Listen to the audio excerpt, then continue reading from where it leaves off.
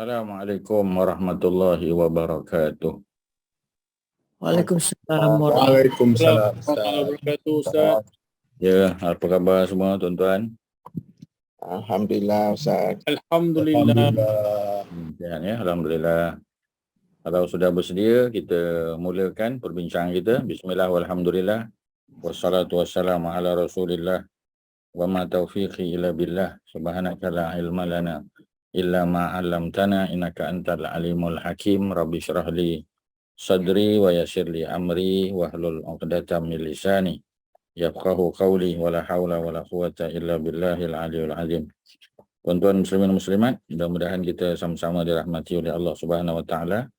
Alhamdulillah ya, pada malam ni kita menyambung saja perbincangan kita berkaitan dengan korban ya, sesuai dengan kita sudah berada di ambang ya, sudah berada di hujung bulan Zulkaidah dan masuk bulan Zulhijjah.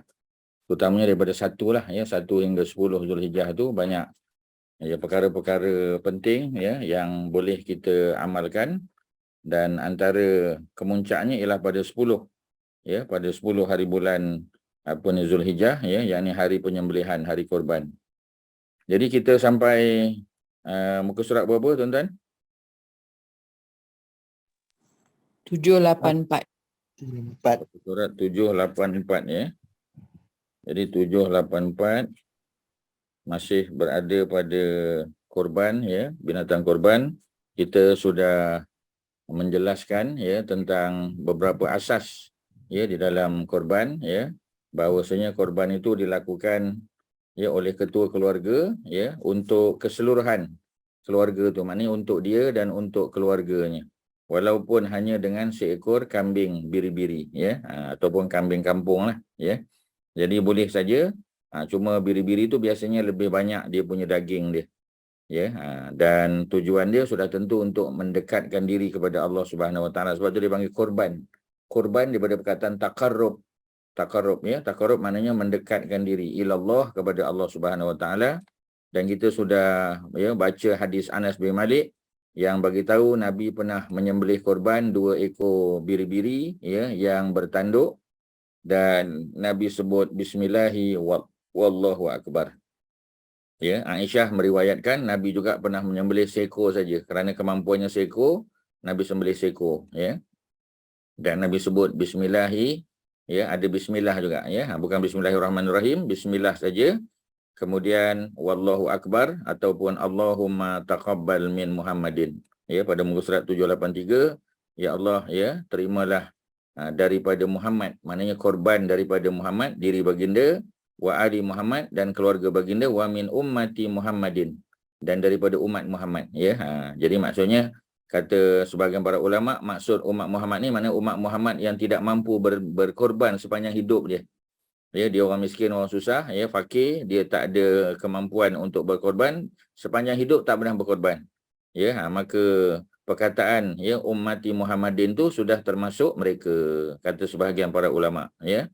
Summa doha bihi, kemudian Nabi pun menyembelih ya, dengan pisau yang telah diasah ya, ditajamkan oleh Aisyah ya, untuk memberitahu bahawasanya sunat juga ahli keluarga untuk datang melihat binatang korban dan tolonglah apa yang patut ya. Macam Aisyah ditolong untuk mengasahkan pisau ataupun parang yang digunakan untuk menyembelih binatang tersebut. Jadi sebutannya bismillahi wallahu akbar, ada waw, bismillahi wallahu akbar, ataupun bismillahi Allahumma taqabbal. Bismillahi dengan nama Allah, Allahumma wahai Allah, taqabbal min ya. Jadi kita boleh sebut nama kita lah ya, Allahumma taqabbal minni pun sudah ya. Kita kalau nama kita macam Dato' Osman, nama Osman, Allahumma taqabbal min Osman boleh, ataupun Allahumma taqabbal minni ya, ya Allah terimalah daripada aku, wa ali, dan keluargaku ya. Kalau min Osman wa ali Osman pun boleh juga ya. Itu dari segi penamaan. Walaupun bukan kita yang menyembelih, tapi kita duduk di sebelah tu ataupun duduk sekitar situ, kita boleh berniat ya, walaupun yang menyembelih adalah orang lain, boleh ya, tak ada masalah. Kemudian hadis yang ketiga yang kita dah baca, 1384 ya, hadis riwayat Abu Hurairah ya. Cuma di sini ada sebahagian mengatakan ya, ia lebih kepada cerita Abu Hurairah. Ya, sebab Abu Hurairah ni kita tahu dia masuk Islam lambat. Ya, kalau tuan-tuan masih ingat, Abu Hurairah dia daripada Yaman masuk Islam lambat. Ya, Nabi duduk Madinah 10 tahun kan. Ya, jadi Abu Hurairah masuk Islam tahun yang ke-7. Maknanya dia dengan Nabi hanya lebih kurang 3 tahun saja.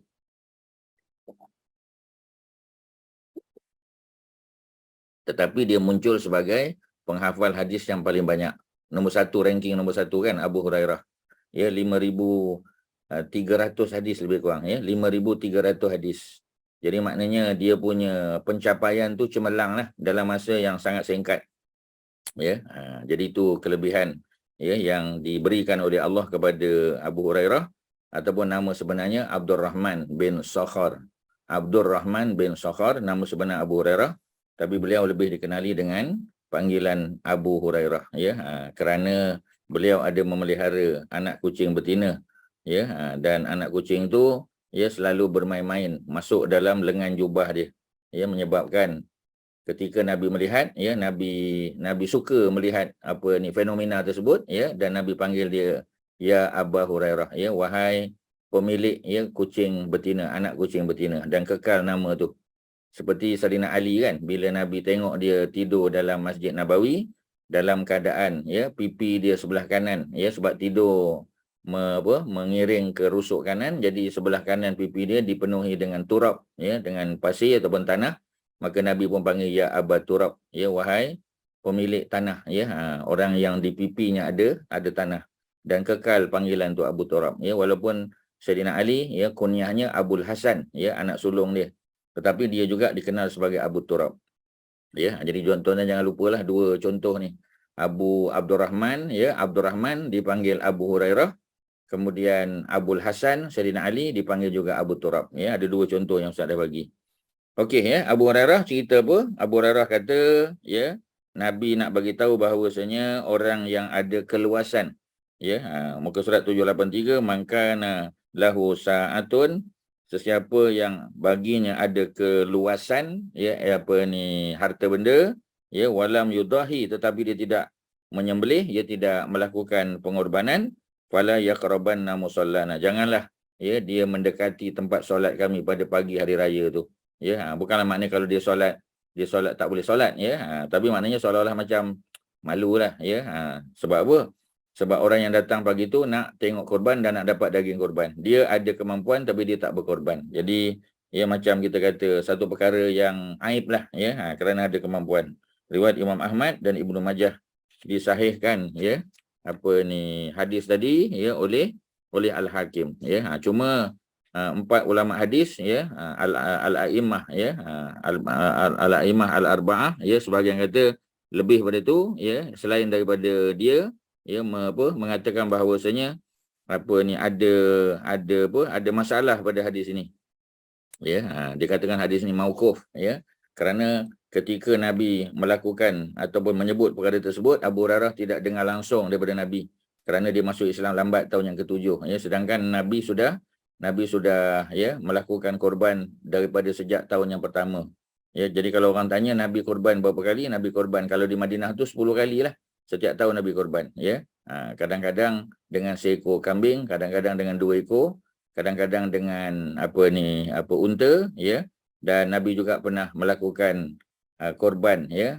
lembu kepada isteri-isteri baginda ya. Nabi wakilkanlah, Nabi mewakili isteri baginda untuk berkorban, menyembelih ya untuk isteri-isteri baginda semasa di Mekah ya. Okey ya, selesai kita punya perbincangan tentang 3 hadis pertama. Kita masuk seterusnya kepada hadis yang keempat, 1375. Sebelum tu kalau ada soalan silakan, ada apa? Ustaz, hadis mauquf tu apa maksud Ustaz? Mauquf tu ialah hadis yang dia macam mursal jugalah ya. Mursal ni maknanya kalau kita ingat Ibnu Abbas ya, sebab dia belum hijrah ke Madinah. Jadi dia cerita tentang apa kita panggil ya, Nabi melakukan sembelihan kepada Al-Hasan dan Al-Husin kan. Jadi dia riwayat dah tentulah dia tak tengok ya, pasal dia pun budak kecil lagi. Masa tu dia belum hijrah ke Madinah lagi ya. Jadi ada apa kita panggil ya, ada sahabat lain yang beritahu dia. Tapi dia tak sebut nama sahabat tu, walaupun tak salah, ya, tetapi dia anggap hadis tu hadis yang mursal, ya. Maknanya dia bukan dengar direct dari Nabi. Jadi hadis mauquf sama juga, ya. Mauquf ni, ya, macam kita kata seolah-olah, ya, ini perkataan Nabi, tapi bukan perkataan Nabi, ini perkataan Abu Hurairah. Jadi riwayat tu terhenti pada Abu Hurairah, ya. Bila dicek balik, bukan Nabi yang cakap. Ini lebih pada apa kita panggil pandangan atau perkataan Abu Hurairah. Itu ini panggil sebagai mauquf. Ya, mauquf tu makna terhenti. Mauquf tu daripada perkataan waqaf. Waqaf. Ya, waqaf tu makna terhenti. Ya, macam kita wakaf tanah kan. Tanah tu kita punya. Tetapi kita nak bagi pada Jabatan Agama Islam Negeri, contoh, ya, JAIS ke, kalau Johor, Jabatan Agama Islam Johor, untuk dibuat bangunan, ya, sekolah ataupun hospital, ya, ataupun masjid, surau dan sebagainya. Jadi kita wakafkan tanah tu. Jadi milik kita, ya, kita hentikan pemilikan kita bagi transfer kepada pihak JAIS, ya, ataupun pihak JAIS, ya. Jadi dipanggil sebagai mewakafkan, maknanya menghentikan pemilikan bagi pihak kita transfer pada orang lain.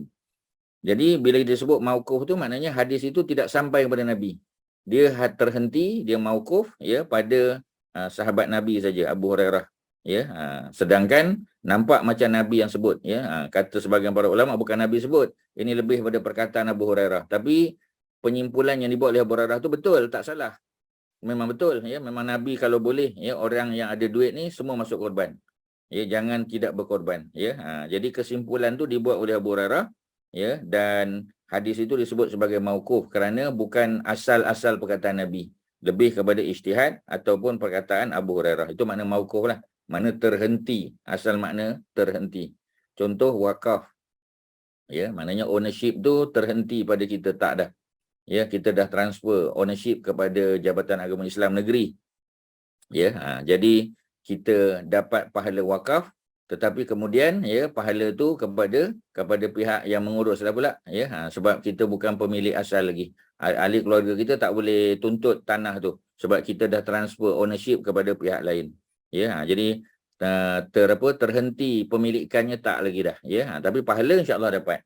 Kerana kitalah, ya, yang telah mewakafkan tanah itu untuk dibuat projek-projek kebajikan. Ya, itu cerita dia.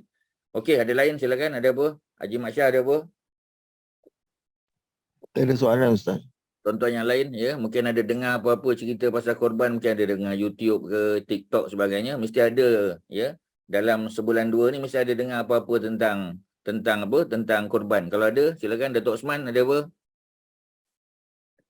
Yang lain-lain silakan, ya, tuan-tuan bagi faham. Tak, saya ada dengar juga dia kata korban ni kalau boleh buat di lokal lah atau buat di tempat tu daripada buat kat luar negeri ke apa semua, dia kata lebih afdal buat dekat tempat kita ataupun di negara kita lah. Ya. Antara sebab tu apa, Datuk? Antara sebab yang diberikan. Dia kata banyak juga orang yang kafir orang kafir pula, orang miskin di tempat-tempat kita masih banyak. So orang asnaf pun banyak. Jadi kenapa kita mendahulukan tempat-tempat yang jauh padahal kampung kita pun masih ada orang. Ya. Ya, secara umumnya betul lah, ya. Tapi sebab tu Ustaz selalu mencadangkan tuan-tuan buat dua tempat lah. Ya, di tempat kita untuk melepaskan keperluan masyarakat sekitar dia. Ya, macam kampung Ustaz ni sebagai contoh, ya, ada fakir, ada miskin. Jadi bila kita buat tu kita boleh sedekah pada mereka, ya. Pada masa yang sama kita buat juga di luar negeri. Ya, tidaklah salah kan, sebab kalau semua nak tumbuh di Malaysia, kesian juga orang luar negeri tu, ya. Jadi oleh kerana itu buat dua-dua tempat. Ya, kita pun ada duit, apa masalah dia. Jadi kita pun boleh keluar daripada apa? Kritikan orang. Orang kata, pasal apa Datuk buat di Kamboja tak buat di sini? Saya buat dua-dua. Orang pun tak boleh nak kata dah, diam. Ya, sebab dia pun tak buat, ya. Lepas tu kita buat di Kamboja, dia komen pasal apa tak buat tempat sendiri. Kita kata tempat sendiri pun saya buat, sana pun buat, ya. Jadi orang pun tak boleh nak kata apa. Sebab apa? Sebab kita jalankan tanggungjawab di dua-dua tempat. Selesailah. Cuma kelebihan, antara kelebihan kita buat di tempat sendiri apa, Haji Mak Syah? Kalau kita buat di tempat sendiri, apakah kelebihan yang kita dapat berbanding dengan buat di tempat lain? Apa antaranya? Yalah, mungkin sebab sendiri pun mungkin dalam negara kita mungkin tak tempat ke sini, tapi tempat yang mungkin Kelantan ke Kedah ke Perlis yang kita fikir lebih ramai orang miskin. Okey, betul. Tapi apa kalau kita buat di tempat sini? Macam Haji Mat Syah buat di Bukit Jelutong juga. Apa kelebihan buat di situ?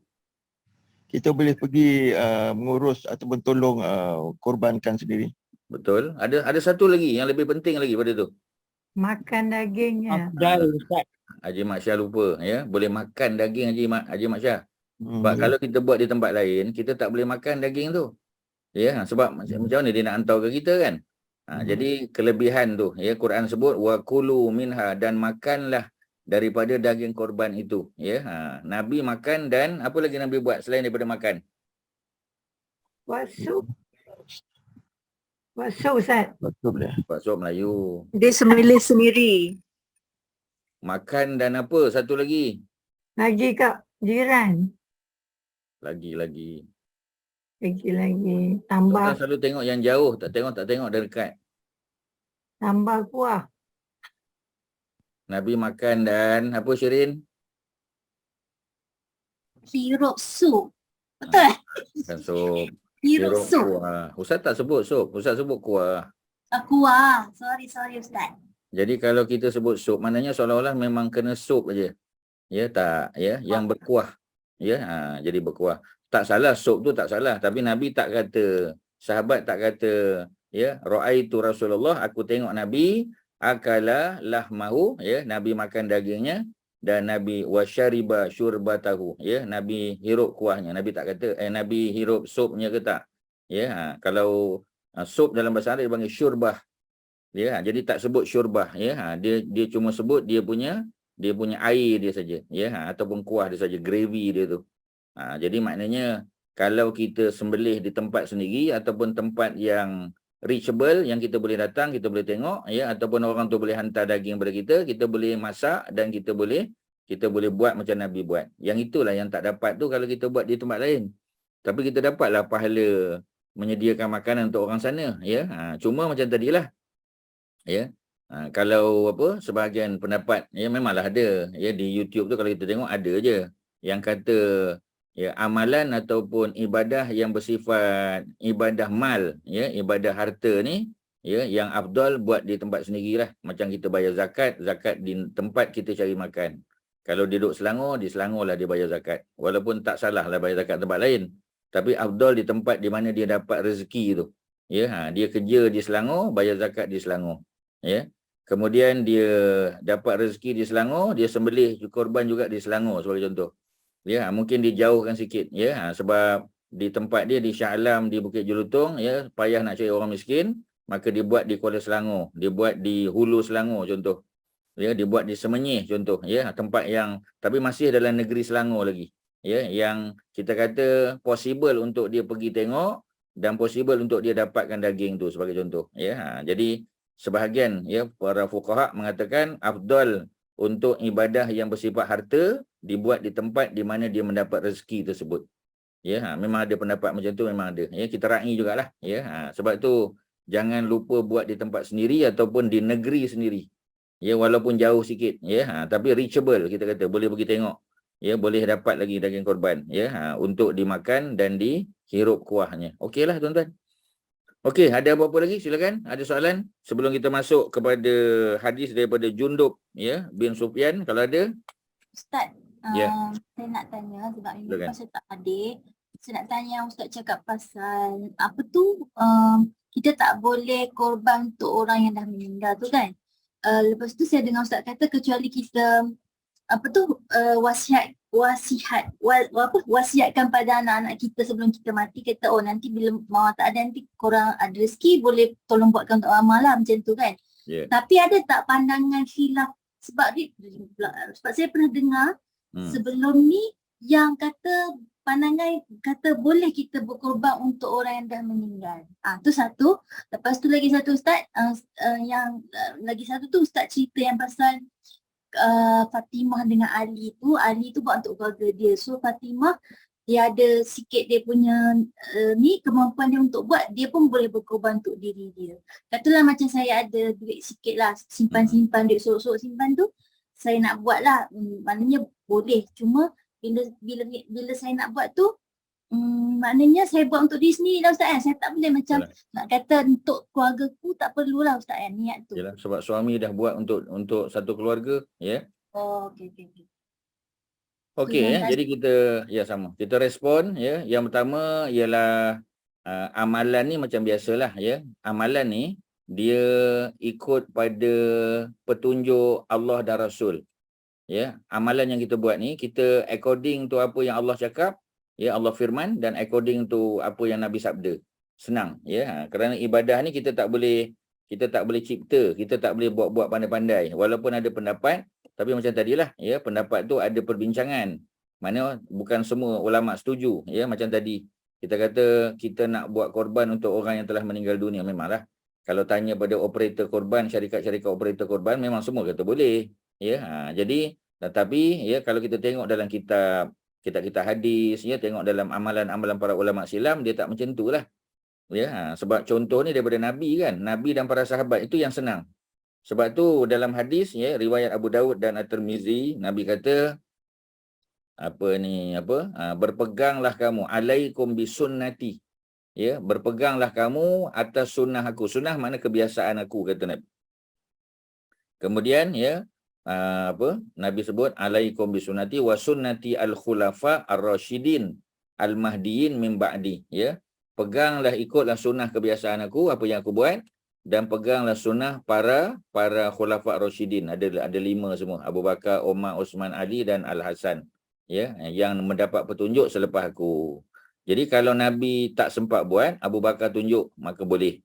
Ataupun Umar tunjuk, boleh, ya. Kalau Uthman dan Ali ataupun Al-Hasan tunjuk, okeylah.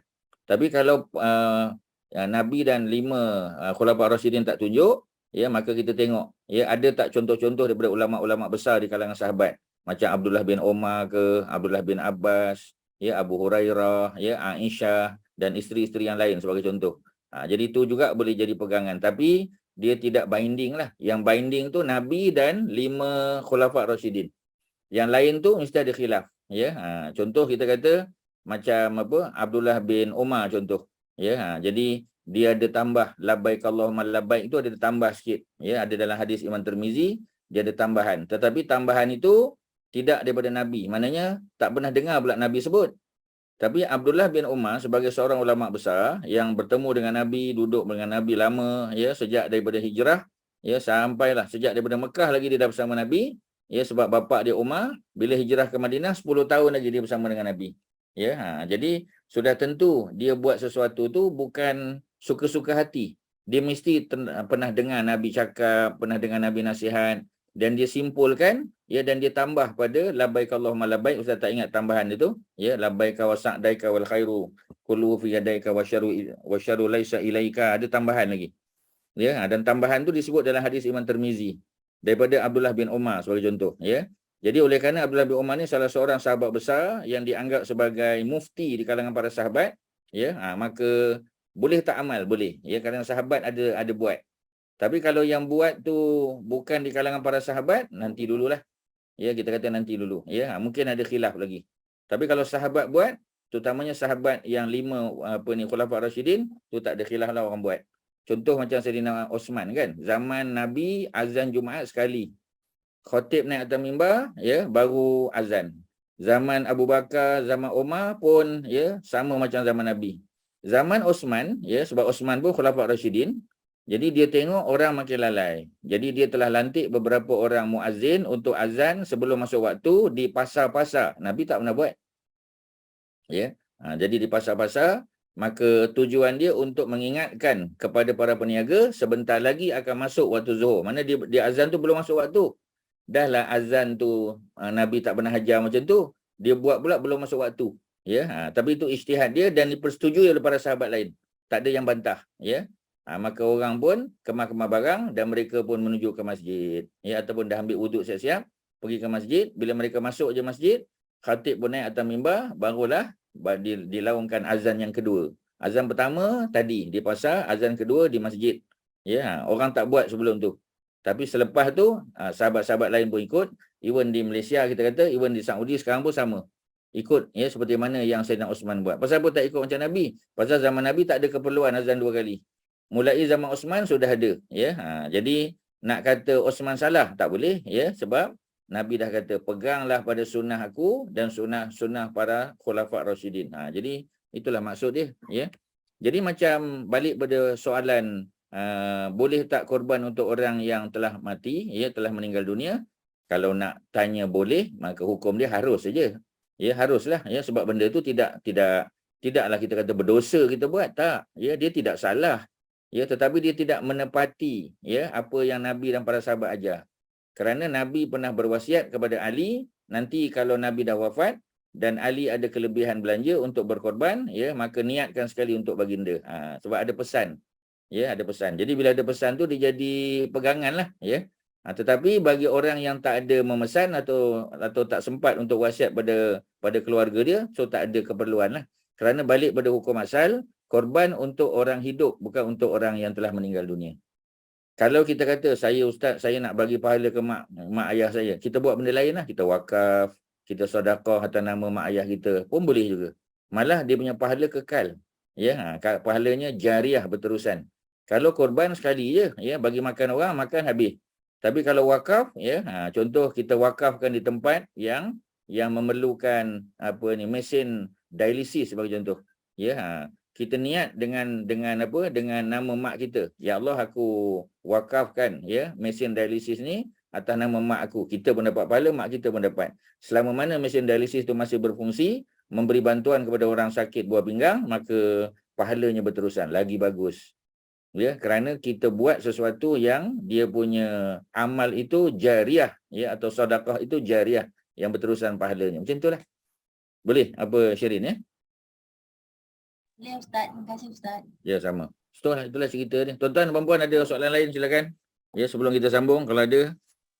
Ustaz, kecuali arwah tu ada meninggalkan wasiat kan Ustaz? Ya, macam tadilah kita sebut. Siapa yang meninggalkan wasiat pada Ali tadi? Siapa wasiat pada Ali? Nabi. Nabi. Ya, jadi kita ikutlah sebab Nabi yang wasiat. Ya, kita ikutlah macam tu. Kalau ada wasiat, jalan. Kalau tak ada wasiat, kita nak bagi hadiah pada mak bapak kita, nak bagi pahala, buat benda lain. Wakaf, sedekah dan sebagainya, bukan mesti korban. Ya, kerana tak ada petunjuk daripada dalil. Ya, jadi kalau ada dalil pada Nabi, pada para sahabat, okey, kita follow. Macam umrah. Ya, macam umrah kan, contoh, ataupun haji. Ya, haji Nabi buat haji qiran. Nabi tak pernah buat haji tamattu'. Ya, tapi Nabi suruh para sahabat buat tamattu'. Malah Nabi kata, kalau panjang umur aku tahun depan, aku pun nak buat tamattu'. Ya, itu dipanggil sebagai sunnah hamiyah. Sunnah hamiyah adalah suatu sunnah yang Nabi nak buat, tetapi Nabi tidak sempat buat kerana wafat. Ya, jadi boleh tak kita buat haji tamattu'? Boleh, sebab Nabi pun suruh. Malah Nabi ada niat nak buat.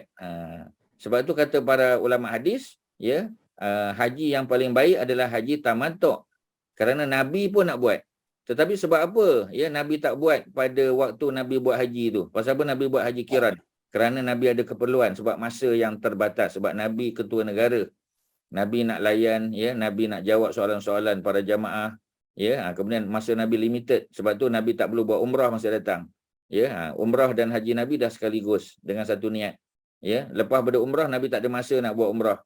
Ya, maka Nabi sudah ya di-cover umrah dan haji Nabi itu dalam lafaz haji qiran. Macam itulah contoh dia. Ya, mana kita ikut Nabi dan para sahabat, senang, selamat kita. Tak ada isu, ya. Okey, ada lain silakan. Ada apa, tuan-tuan? Ustaz, bila kita buat korban, Ustaz dia kata bila kita niat pada satu keluarga, satu keluarga kita kata ada 10 orang, tapi bila kita daftar untuk ni, dia minta 7 nama. Macam mana Ustaz? Tak perlulah kata keluarga je lah. Kalau dia tanya Tulis satu keluarga je. Saya. Biasa dia minta kan 7 nama dia kata. Tak mesti. Wajib ke? Wajib ke? Tak wajib kan? Tak tahulah, biasa borang tu semua ada. Bagi tahulah nama keluarga tulis. Tak wajib. Dia bukan melainkan online lah ya. Dan mandatory kena isi. Kalau online mandatory, kalau tak boleh forward, tu kena letak. Ya. Okay. Tapi kalau tak mandatori, kita pun ya fill in the blank aja kita kata, ataupun isi Ah. itu tak ada hal lah. Kita boleh letak keluarga, ya, nama kita dan keluarga, sudah. Seperti mana Nabi, ya. Cuba tengok Nabi tadi sebut. Sebab tu kita baca hadis Haji, ya. Sebab apa, ya? Pasal apabila Nabi buat, cuba tengok. Ya Allah, terimalah korban aku dan korban keluarga aku. Keluarga Nabi ada berapa? Isteri Nabi je 9. Ya, Nabi sebut tak nama isteri Nabi? Zaman Nabi tak pakai borang lah kan? Tapi Nabi sebut tak isteri Nabi? Tak. Nabi sebut, ya, keluargaku. Keluargaku masuk siapa? Masuk isteri, ya, masuk anak-anak Nabi, masuk anak tiri Nabi, anak angkat dan sebagainya yang duduk bawah tanggungjawab Nabi. Selesai. Boleh, ya. Macam itulah cerita dia. Lebih senang. Okey, sama. Yang lain silakan, tuan-tuan ada apa? Ustaz, Ya. nak tanya Ustaz yang pasal sedekah amal jariah untuk yang si mati. Katakanlah ada fakir miskin ni, dia memang tak ada apa-apalah, dia betul-betul memang fakir miskin. So dia tak boleh nak buat apa-apa sedekah on behalf of ibu bapa yang dah meninggal.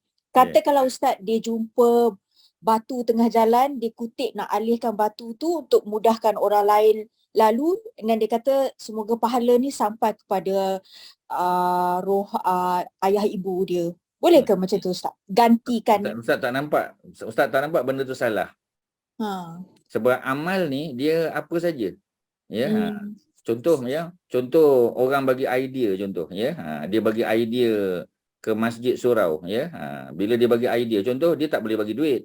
Ya, cuma dia bagi pendapat je, ya. Dia kata kalau kita buat masjid kita ni, kita tanam pokok buah-buahan dalam masjid, contoh di kawasan masjid ni. Kalau di Jordan atau negara Arab ni banyak ni, ya. Sebab tanah masjid tu, ya, tanah yang subur sebagai contoh, ya, sebab ada sprinkler, ya, ada bekalan air sebagainya.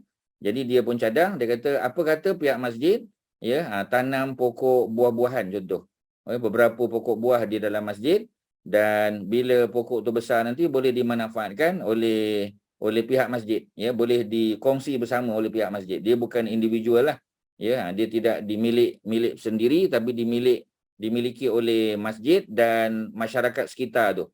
Masing-masing boleh makan, ya, kalau musim buah contoh. Dan idea yang dicadang tu, ya, dia kata kalau berbuah nanti jadi, ya, dia hadiah pahala tu untuk mak ayah dia.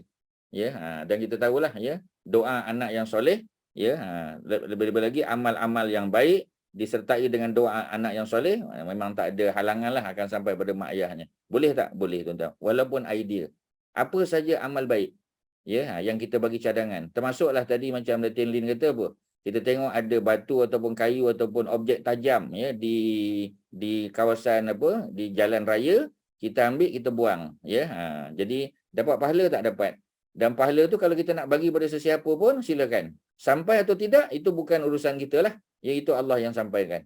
Tapi macam tadilah, ya, kata Al-Imam An-Nawawi, dia mesti disebut. Ya, contoh, ya, macam kita nak baca suratul Kahfi malam Jumaat. Kita baca suratul Kahfi memang kena waktunya. Dan kita kata, ya Allah, ya, kalau nanti aku baca suratul Kahfi ni ada pahalanya, ya, aku nak kongsi pahalanya dengan fulan bin fulan.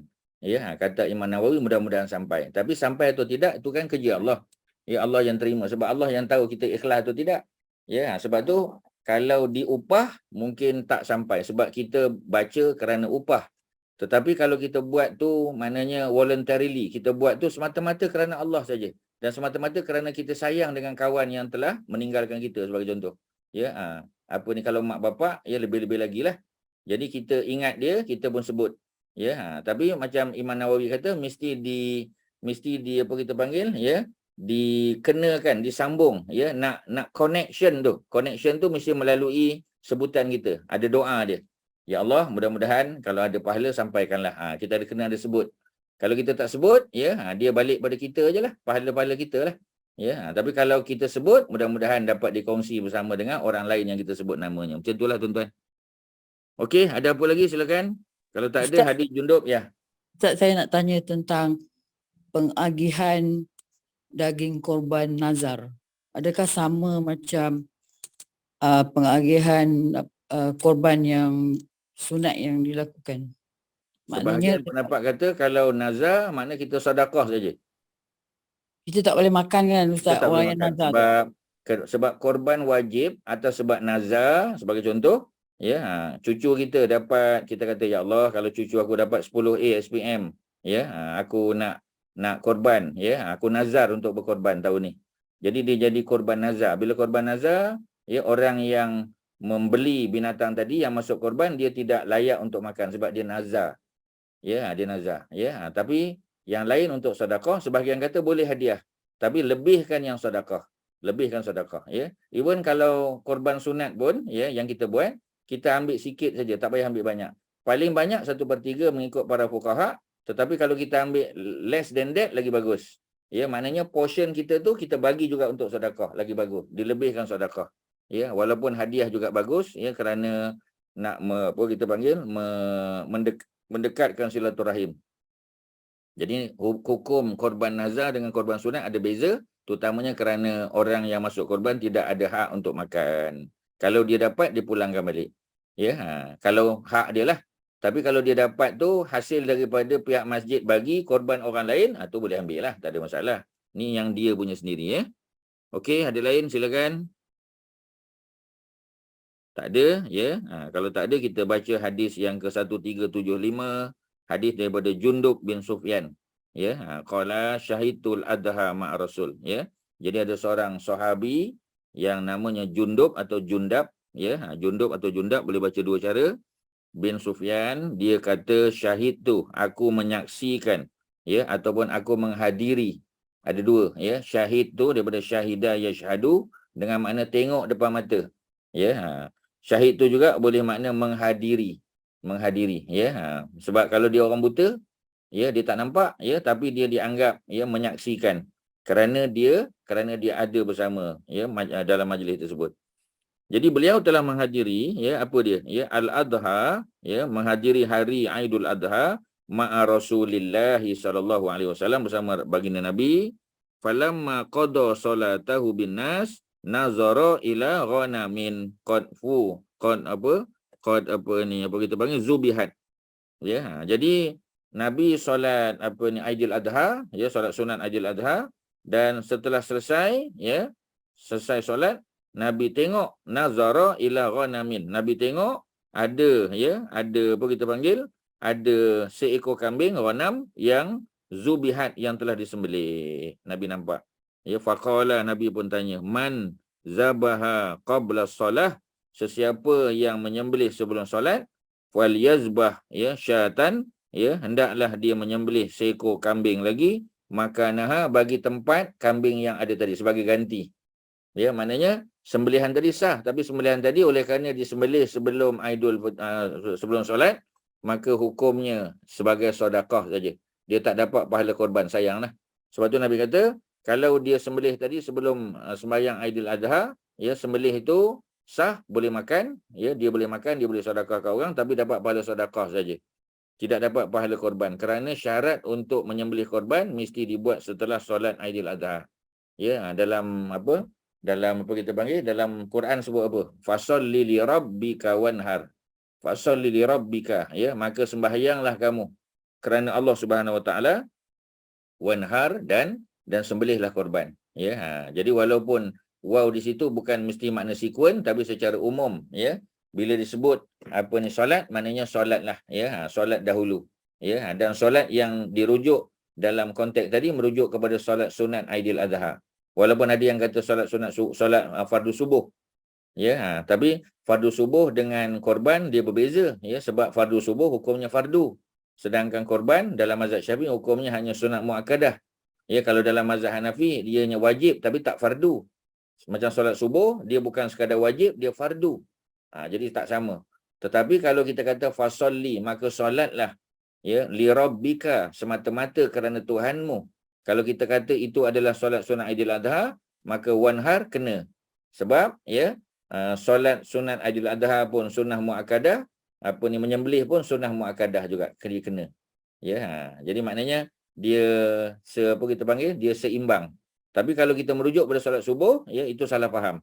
Boleh kita kata solat subuh, ya, tapi bukan solat subuh semata-mata. Solat subuh yang diikuti dengan solat solat Aidil Adha, kemudian barulah sembelih. Tiba-tiba lelaki tadi telah menyembelih dan Nabi tengok.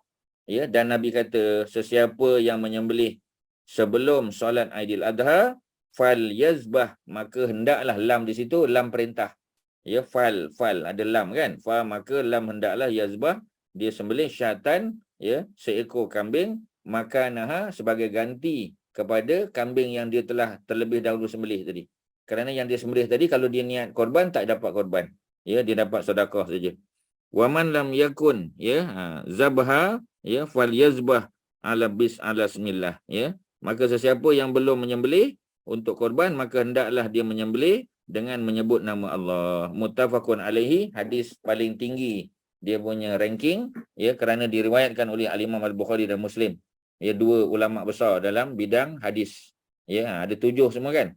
Ya, Ahmad bin Hanbal, Al-Bukhari, Muslim, Abam Tani, ya, At-Tirmizi, Abu Daud, ya, kemudian apa ni, An-Nasa'i dan Ibnu Majah, ya. Kita dah baca kan formula dia. ABMTANI. Ada 7 ulama.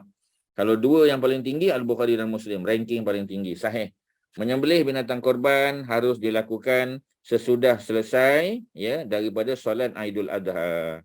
Sesiapa yang menyembelih sebelum solat, ya, dilaksanakan, maka sembelihannya itu, ya, sembelihannya itu batal. Maknanya sembelihan dengan niat korban batal. Ya, maknanya dia tidak terpakai. Dia harus menggantikan dengan binatang korban yang lain. Sedangkan orang yang menyembelih binatang korban sesudah solat Aidil Adha, maka hendaklah dia ketika menyembelih menyebut bismillah. Ya, bismillahi wallahu akbar, atau bismillah Allahumma taqabbal min Muhammadin, ya, wa ali Muhammad wa min ummati Muhammad. Menyembelih korban sebelum solat Aidil Adha dilakukan adalah batal, ya, batal pahala korbannya. Tetapi dapat tak pahala sedekah? Dapat. Ya, yang tidak dikira tadi ialah korbannya. Okey, ya, selesai untuk hadis 1375. Kita sambung 1376 daripada Al-Bara' bin Azib, sahabat Nabi juga. Ya. Qala qama fina Rasulullah sallallahu alaihi wasallam. Faqala, ya, Nabi, ya, pada apa kita panggil, ya, pada waktu kami bersama dengan Nabi, ya, Nabi berdiri di tengah-tengah kami. Ya, qama fina, ya, Nabi berdiri di kalangan kami ramai pada masa itu. 4 macam yang tidak boleh ada pada binatang korban. Arba'un la tajuzu fi dohaya. Ada 4 perkara, 4 sifat, ya, la tajuz, yang tidak harus ada, yang tidak patut ada, tidak boleh ada fi dohaya, pada binatang yang nak dikorbankan. Yang pertama, ya, al-aura', ya, al-aura' al-bayyin, ya. Jadi apa dia punya, apa kita panggil, dia punya apa, auruha, ya, dia punya mata tu, ya. Kita kata aura' ni buta sebelah mata, ya, dan nyata butanya, ya. Jadi maknanya kalau kita tengok, ya, nampak macam elok, ya, rupa-rupanya dia apa kita panggil mata batu contoh, ya, ataupun, ya, mata tu dah rosak sebagai contoh, ya, tak berfungsi. Ya, jadi maknanya binatang tadi tidak sepatutnya dijadikan sebagai binatang korban. Ya, tu contoh dia. Sebab, ya, kebutaan tadi, ya, maknanya dia tidak normal, ya, maknanya ada cacat pada dia. Kemudian wal maridah, ya, al-bayin, dan sakit, ya, sakit yang nyata sakitnya, ya. Apa ni, wal maridatu al-bayin maraduha. Sakitnya tu memang nampak sakit dah. Ya, kita tengok binatang tu letih tengok, ya, memang sakit dia. Jadi kalau sakit tak boleh. Wal arja al-bayin dola'uha, ya, dan binatang yang pincang, kakinya, ya, cacat sebelah, ya, ataupun kita kata patah, ya, ataupun rosak kerana sebab-sebab tertentu, ya, dan nyata pincangnya tadi. Kemudian wal kabirah allati la tungfi, ya, la tungfi, yang apa kita panggil, yang tua dan tidak ada sumsum, maknanya tua sangat, ya, dah tua renta dah, ya. Jadi dah tak ada dia punya sumsum. Macam mana cek tak tahulah, ya, tanya apa ni orang yang menyembelih, dia tahulah, ya. Jadi riwayat oleh Ahmad wal arba'ah. Jangan lupa bila sebut Ahmad dan arba'ah maknanya 5 ulama hadis. Ya, arba'ah tu siapa dia? Apa ni Kak Zainab? Siapa yang 4 ulama hadis tu, siapa dia? Yang mana satu? Abam Tani, yang mana satu? Yang 5 ke 4? Yang 5 ke 4? 4 arba'ah. At-Tirmizi, Abu Daud, An-Nasa'i dan Ibnu Majah. Ya, tani yang belakang tu je. Dia ada 7 kan. Tuan-tuan guna formula je lah. ABM-TANI. Ya, ABM-TANI. Jadi yang tani, TANI tu. Tirmizi, ya, Abu Daud, An-Nasai. Nasai ya, bukan ain ya. Nasai. Bukan Nasai, bukan. Nasai, Hamzah. Ya, dan juga Ibnu Majah. Ya, ada 4. Cuma disebut Ahmad, maknanya 5 lah ni. Ahmad campur 4, jadi 5 lah. Ya. 5 tu maknanya minus Al-Bukhari dan Muslim. Kita dah baca formula dia. Disahihkan oleh Imam Tirmizi dan Ibnu Hibban. Ya, jadi makna hadisnya dinyatakan sahih. Binatang yang hendak disembelih sebagai korban pada hari raya Aidil Adha tidak boleh memiliki satu daripada 4 sifat. Kalau ada 2 lagi tak boleh lah. 3 lagi tak boleh. Ya, 1 pun tak boleh. Binatangnya tidak boleh buta sebelah mata. Ya, kalau buta dua-dua lagi tak boleh. Binatang yang sedang sakit atau binatang yang salah satu kakinya pincang, ya, dan binatang yang sudah berumur tua sehingga hanya tinggal tulang belulangnya saja, nampak kurus sangat kita kata, ya, tukarlah binatang lain. Menyembelih binatang korban yang mengandungi salah satu ataupun yang memiliki salah satu daripada 4 catatan tersebut adalah tidak sah. Ya, bukan tidak sempurna tuan-tuan, tidak sah. Jadi rugilah, ya. Jadi cari, ya, sebab tu Nabi suruh Fatimah pergi cek, buat inspection pada binatang yang dia nak sembelih tu. Ya, kerana walaupun Fatimah tidak dituntut untuk melakukan korban kerana ada suami dia, tetapi kerana dia ada duit, ya, maka dia nak buat. Jadi dia dapat pahala tambahan. Dialah untuk dia. Ya, jadi maknanya seorang suami dia buat, isteri dia pun nak buat juga. Boleh tak? Boleh, tak ada masalah. Ya, dan isteri dia dapat pahala special lah, ya. Dan dia punya tanggungjawab tadi dah di-cover oleh suami dia punya. Okey, ya, daripada Jabir, ya, qala Rasul sallallahu alaihi wasallam, Nabi bersabda, la tazbahu illa ya musinnah. Ya, janganlah kamu sembelih binatang korban kecuali yang berumur masuk tahun yang ketiga. Dan jika kamu sulit mendapatkannya, maka sembelihlah binatang yang telah masuk tahun kelima dari jenis kambing. Ya, ni kena tanya orang yang jual kambing itulah, ya. Kita mungkin tak pandai kan, ya. Jadi kita tanya dia. La tazbahu illa musinnah. Illa an ta'assara alaikum fatazbahu jaza'atan, ya, minad-dha'ni, ya. Ad-dha'ni mana jenis kambing. Jadi riwayat Imam Muslim, binatang korban dari jenis kambing adalah yang berumur 2 tahun, ya, ataupun musinnah tadi, ya, ataupun yang sudah masuk 3 tahun disebut, ya, dan menginjak umur tahun yang ketiga. Bila tidak mendapatkan kambing yang berumur semacam itu, maka bolehlah menyembelih kambing yang menginjak umur tahun kelima, mana lagi tua lah. Dan kambing yang menginjak tahun yang kelima ini sudah mendekati masa tua. Mana kalau umurnya lebih daripada 5 tahun, maknanya dah tua dah. Ya, jadi maknanya cukup kita sembelih yang umur 2 tahun, ya, masih muda, remaja lagi, atau 3, atau ya paling lewat pun paling tua pun 5 tahun. Lebih pada tu jangan. Binatang korban dari jenis kambing paling muda umur 2 tahun, masuk tahun ketiga, sedangkan yang paling tua berumur sekitar 5 tahun. Tambah perkataan, ya, pada perkataan binatang korban dari jenis kambing, ya, paling umur 2, mana paling muda, ya, paling muda umur 2 tahun dan masuk tahun yang ketiga. Okey, ya. Kalau yang paling tua, ya, berumur sekitar 5 tahun, jangan lebih daripada 5 tahun. Kita kena tanya tukang tu lah, ya. Jadi kita tengok, pasal apa badan besar ni, ya, badan besar tetapi, ya, harga murah. Ya, mesti pelik kan, ya. Ubur-uburnya dah tua sangat, lebih pada 5 tahun. Jadi kalau boleh elaklah, ya. Itulah cerita dia. Okey, ada apa-apa silakan kalau ada. Tak ada. Ustaz, maaf Ya. nak tanya. Silakan. Kalau haiwan unsa boleh tak korban? Ada ke haiwan apa ni yang khunsa, ada ke? Ustaz tak tahu. Ada. Ada, ya. Jadi tak pernah dengar lah pula, ya. Jadi tak ada pula Nabi mesti sebut mesti jantan atau betina kan, ya.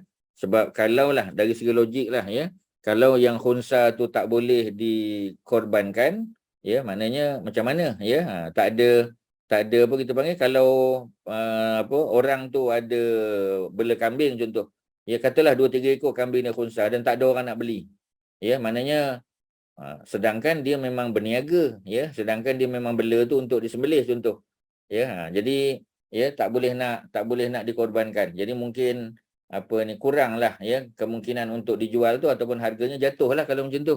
Ya, by right Ustaz Azhar tak ada masalah, ya, tapi tak pernah dengar lah pula, ya, dalam hadis ataupun dalam sejarah, ya, para sahabat Khulafa' Rasyidin ataupun sahabat besar pernah bertemu dengan yang macam tu? Ustaz tak pasti.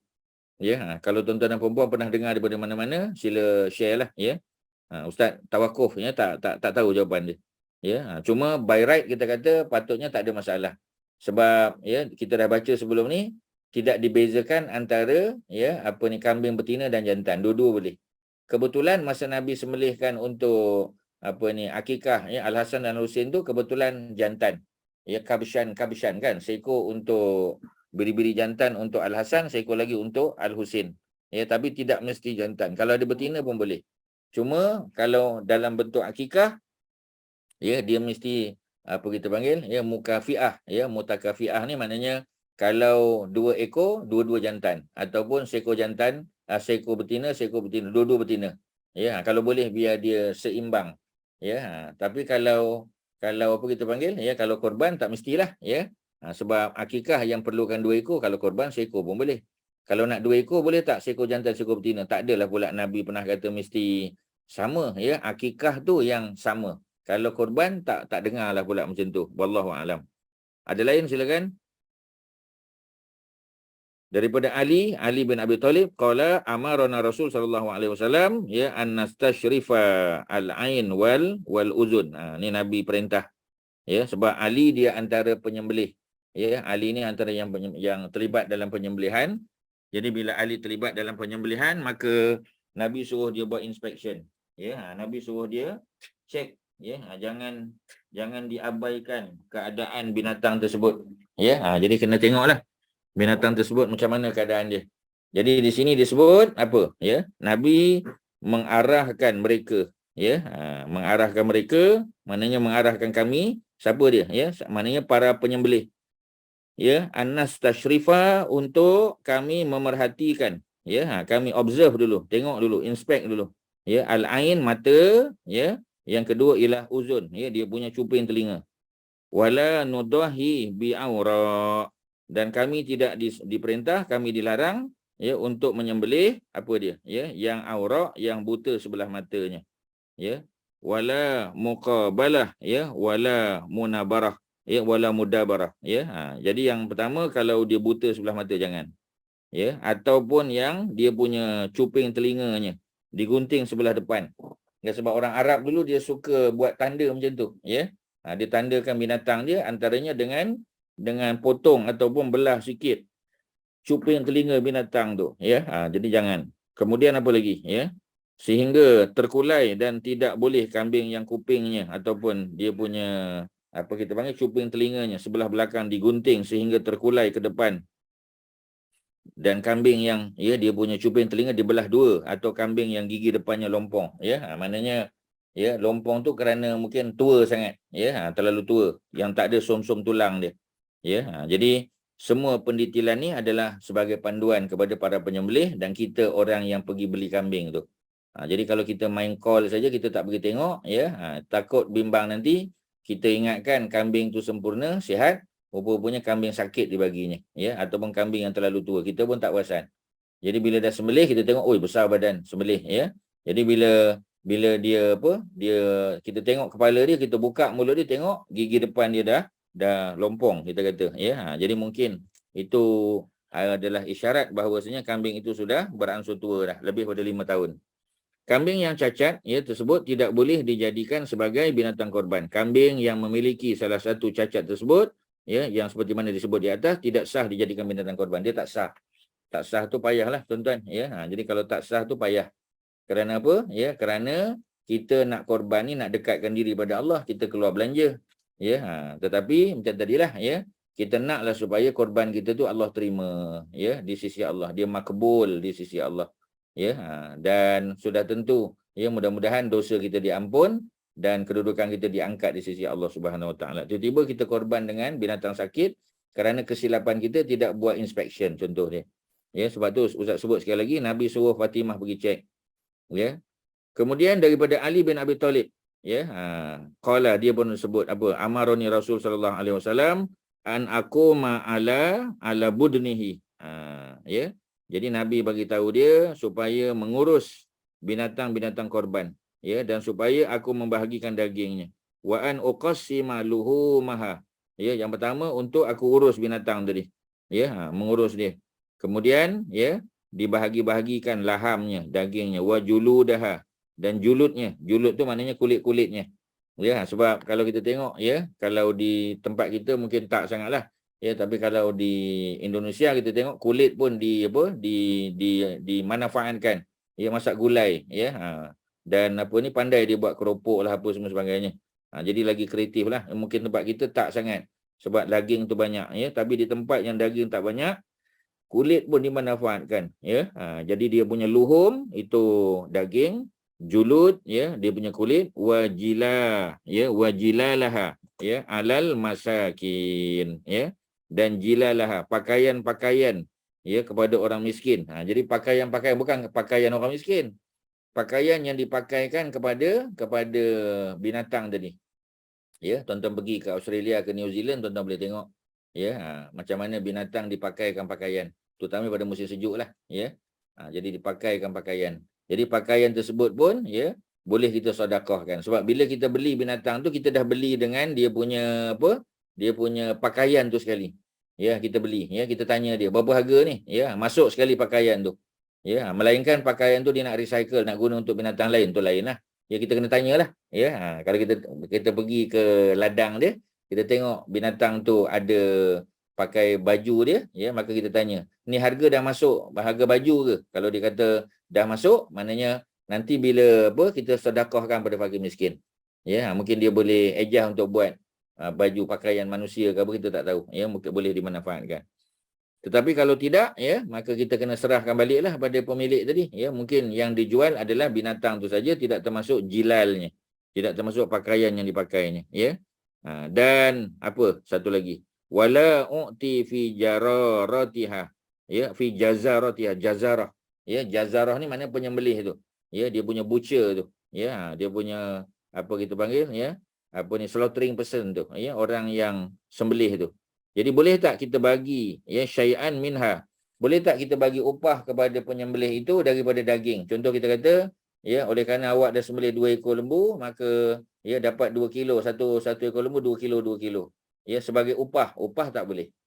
Maknanya upah tu kita kena bayar lain ya. Upah tu duit pengurusan kita kata. Jadi kalau kita nak bagi dia sebab dia orang miskin, maka kita nak bagi dia sedikit ya, 1 kilo daripada daging sembelihan, silakan. Ya, nak bagi tulang-tulang sikit, nak bagi dia punya organ dalaman, silakan. Ya, tetapi itu dibagi sebagai hadiah. Kalau dia orang kaya, sebagai sedekah kalau dia fakir miskin, tetapi sebagai upah tak boleh. Upah kena daripada duit lain. Ya, jadi itu yang kita kena ambil maklum. Jadi orang yang telah berniat menyembelih binatang korban pada hari raya, maka dia tidak boleh menjual dagingnya. Ya, menjual kulitnya tak boleh. Jadi orang dah sembelih, bila dah sembelih dia tengok, oh ya, dia punya kulit ada banyak, dia pun tanya ya, ada siapa-siapa berminat nak beli kulit ni, sedangkan dia dah korban dah ya. Jadi Persatuan Kompang kampung kata, okey, kami nak buat kompang baru contoh ya, ataupun apa kita panggil, ada orang yang manfaatkan untuk buat sarung pedang ke, sarung keris dan sebagainya ya, sarung kusyen ke apa sebagai contoh ya, maka dijual pula tak boleh ya. Dan tidak boleh menjual pakaian yang biasa orang kenakan pada haiwan ternak. Ya, pakaian yang dipakai oleh haiwan ternak tu dia tak boleh jual ya. Dia boleh sedekah tapi tak boleh jual. Selain itu, tidak boleh memberi upah kepada penyembelih dengan mengambil bahagian daripada daging kambing ataupun kulit kambing atau sesuatu yang lain daripada binatang korban tu, tak boleh. Ya, jadi maknanya nak bagi tahu ya, pakaian tadi dia tak boleh jadikan sebagai upah. Kalau dia nak bagi sebagai hadiah boleh.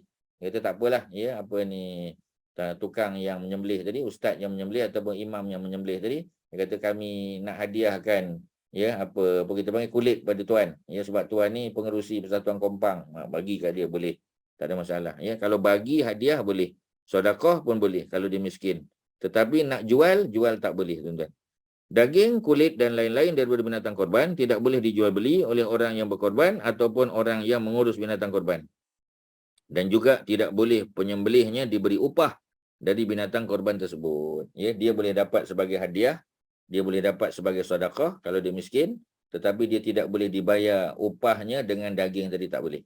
Ya, mesti dibayar dengan duit lain. Ya, kena ambil duit lain, sebab tu pengurusan biasanya dia dah masuk Ya, maknanya RM850 bagi satu bahagian lembu, ya, dengan apa kita panggil, dengan dia punya administrative cost sekali dah masuk dah. Ya, mana kita faham lah, ya. 850 tu mungkin 800 memang harga kambing, harga lembu tu. Ya, kalau kambing 1,200 ataupun 1,100. Ya, tapi macam tadilah, ya, ekstra tu adalah untuk upah. Tu dah termasuk, tak apalah. Ya, boleh lah kalau macam tu. Okey, tuan-tuan ada apa? Silakan. Sebelum kita pergi pada hadis yang terakhir dalam bab korban, kalau ada. Assalamualaikum Ustaz. Waalaikumsalam warahmatullahi. Ya. Ustaz, tapi kalau orang miskin yang terima daging korban tu, dia boleh jual kan Ustaz? Boleh. Yang dapat tu boleh. Okey. Ustaz, lagi satu, kambing kalau kurang daripada 2 tahun, adakah korban tu tak sah?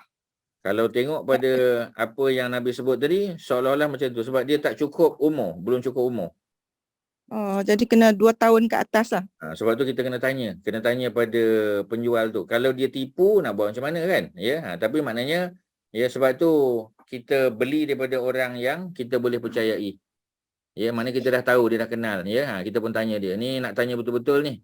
Ya, kambing yang cik cadangkan ni memang dah cukup umur ke? Dia kata dah. Ni dah 2 tahun lebih dah. Nak masuk 3. Okey lah. Tapi kalau kita kata, ni. Ya, buat tanya lah kadang-kadang. Sebab kita pun tak pandai kan. Kita pun tanya, ini nampak macam baru setahun lebih ni. Dah. Cik. Nampak memang badan dia kecil tapi dah 2 tahun lebih dah. Dia pun tunjuk buka mulut dia, tengok gigi geraham pun dah tumbuh. Memang confirm lah. Jadi maksudnya, bila Nabi dah sebut tu, ya, kita elak lah. Jangan terlalu muda sebab tadi sebut kan. Yang paling muda kan sebut tadi, ya, dia punya ukuran tadi, ya. Muka surat 786. Ya. Binatang korban dari jenis kambing paling muda umur 2 tahun masuk 3. Yang paling tua berumur sekitar 5 tahun. Maknanya jangan lebih pada 5. Ya, itu tak dianggap tua sangat, ya. In between 2 hingga 5. Okey, baik Ustaz. Ustaz, satu lagi, kalau tanduk dia kalau patah ke yang tu tak apa kan Ustaz? Sebab tak ada dalam syarat tanduk dia. Ya. Kalau nak kira daripada hadis-hadis Nabi nampak macam tak termasuk lah. Cuma kalau tanduk tu masih elok lagi bagus lah, nampak, ya, kita kata nampak proper lah. Ya, cuma kadang-kadang tapi memang betul pernah berlaku, ya. Masa dia ambil kambing tu, ya, entah macam mana terpatah.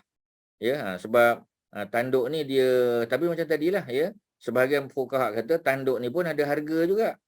Ada harga, ya. Maknanya kalau kita bagi kepala kambing tu kepada orang tertentu, kita tak jual, kita bagi, ya. Dan orang tu, ya, dia dah dapat macam tadi kan, orang miskin dia dapat, ya, dia boleh jual pula, ya. Kalau tanduk tu, tapi macam tadilah, ya, dia lebih pada kesempurnaan lah, ya. Cuma macam tadi dia tak masuk pasal, ya, macam dia bukan daging, dia bukan kulit, ya, yang boleh dimanfaatkan untuk makan lah biasanya. Sebab biasanya korban ni untuk makan, lebih pada makan. Dan orang tak makan tanduk, ya. Cuma macam tadilah, ya, dia punya kesempurnaan tu. Kalau boleh, kalau kita ada pilihan untuk membuat pilihan, ada ruang untuk buat pilihan, ambil yang tanduk dia pun elok lah. Ya, kalau ada yang patah tu ambil yang lain lah. Ya, melainkan kita tak cukup duit. Ya, dia kata ni yang kita minta kurang, ya, kita dah besar dah, elok dah, ya, banyak lemak, banyak daging 1,400 kita kata. Ya, kita kata minta kurang lah, dia kata tak boleh. Kalau nak kurang juga ambil yang patah tanduk ni. Ya, jadi dia kata kalau ambil yang patah tanduk ni kita bagi 1/3 lah, senang. Ya, jadi maknanya, ya, atas consideration duit tadi mungkin boleh dibenarkan lah. Tapi macam tadilah Ustaz sebut, sesuatu benda yang kalau kita boleh dapat, ya, dalam keadaan sempurna tu jauh lebih baik. Ya, sebab kita nak persembahkan pada Allah. Kita balik pada tujuan kita, taqarrub ila Allah. Sudah tentu kita nak sembah pada Allah dengan yang terbaik. Ya, kita nak sembahkan dengan terbaik. Maknanya dia tak kurus, ya, taklah nampak tulang, ya, dia punya sumber tulang masih ada. Ya, kemudian tidak terlalu muda, tidak terlalu tua. Ya, matanya elok, tak buta sebelah, kakinya tak pincang. Ya, even walaupun tak sebut tanduk, betul. Memang betul. Dia bukan termasuk tak sah kita kata. Ya, tetapi kesempurnaan tadi, itulah cerita dia. Okey, tuan-tuan ada apa? Silakan. Terima kasih Ustaz, faham. Ya.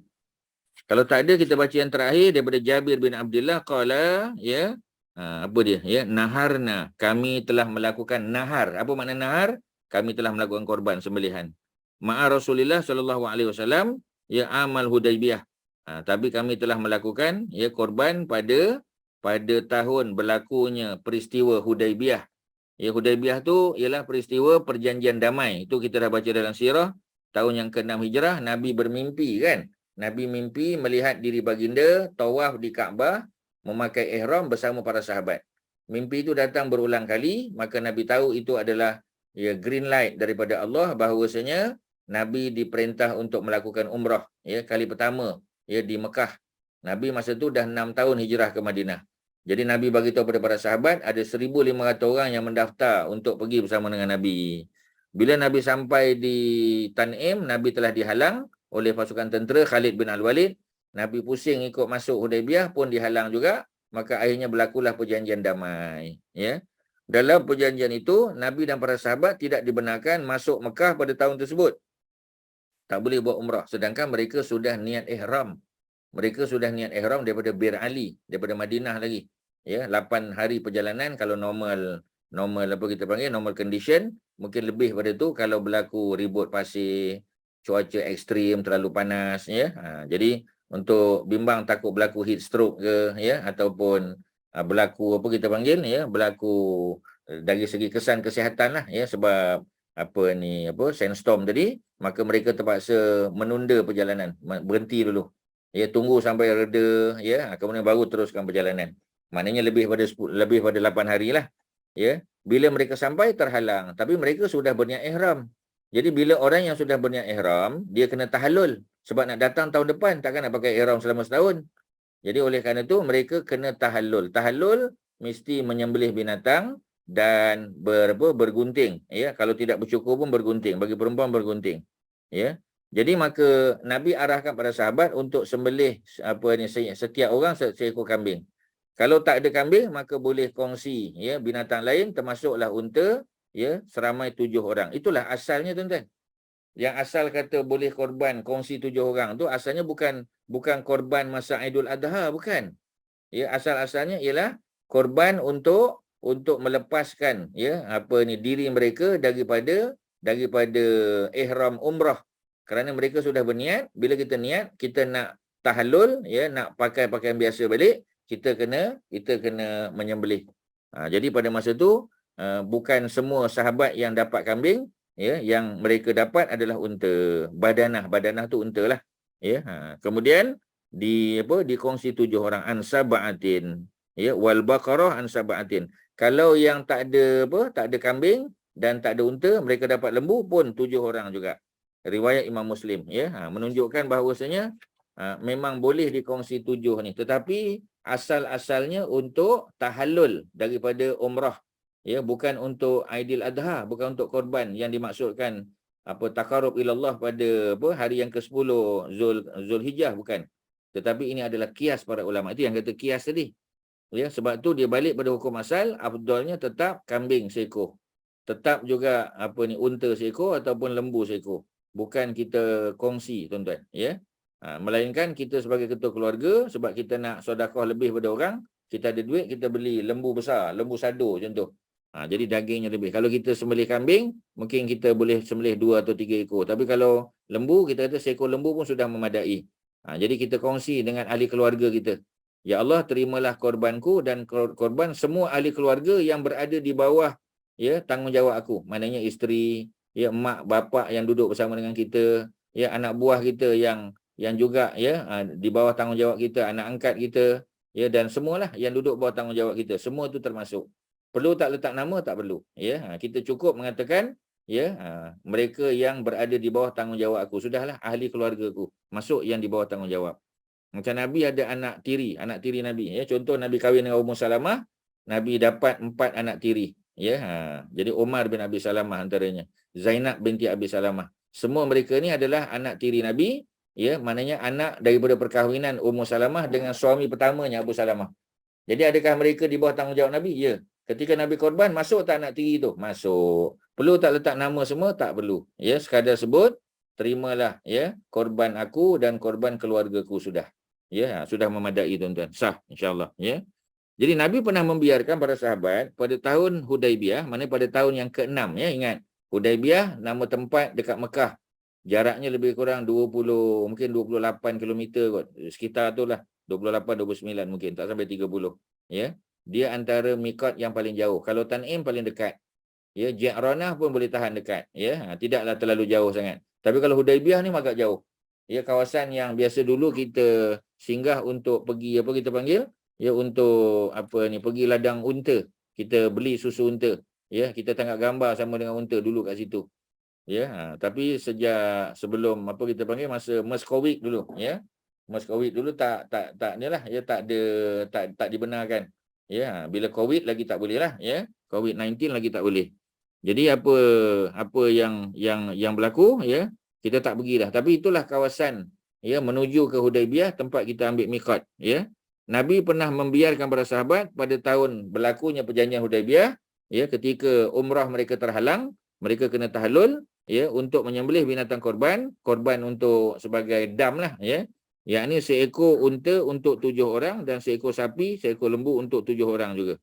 Erti 7 orang bergabung untuk membeli seekor sapi atau seekor unta untuk berkorban. Ya, ni asalnya. Bukan korban apa ni, musim haji tuan-tuan, ya, bukan. Kebetulan pada masa tu memang Zulhijjah, tapi haji belum diwajibkan. Ya, belum ada lagi perintah seperti mana kita faham sekarang. Berkorban dengan cara beberapa orang bergabung untuk membeli seekor binatang korban, hukumnya adalah harus. Ya, bukan hukumnya sunat, bukan tuan-tuan. Ya, hukumnya tak sunat, tapi hukumnya adalah harus. Maknanya sah.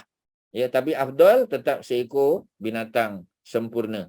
Sama ada kambing, kalau ada duit beli 2 ekor atau lebih, ataupun seekor lembu, ataupun seekor unta. Ya, selesai. Okey, selesailah tuan-tuan. Untuk perjalanan cerita tentang bab korban, dah selesai dah. Kalau ada soalan, apa-apa saja soalan yang berkait dengan korban ataupun akikah, boleh dikemukakan. Silakan. Haji Mak Syah, ya, silakan. Assalamualaikum Ustaz. Waalaikumsalam. Saya terlepas pandang, tak ada spesifik hadis yang menyatakan tagihan korban tu macam mana?